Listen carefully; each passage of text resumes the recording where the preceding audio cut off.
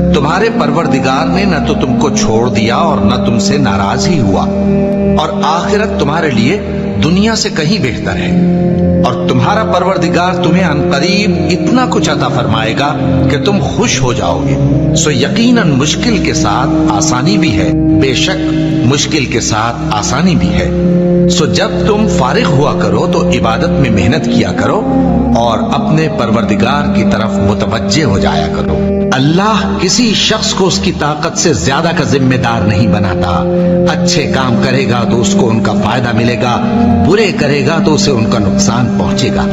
ऐ परवरदिगार, अगर हमसे भूल या चूक हो गई हो तो हमसे मुआवजा न कीजियो। ऐ परवरदिगार, हम पर ऐसा बोझ न डालियो जैसा तूने हमसे पहले लोगों पर डाला था।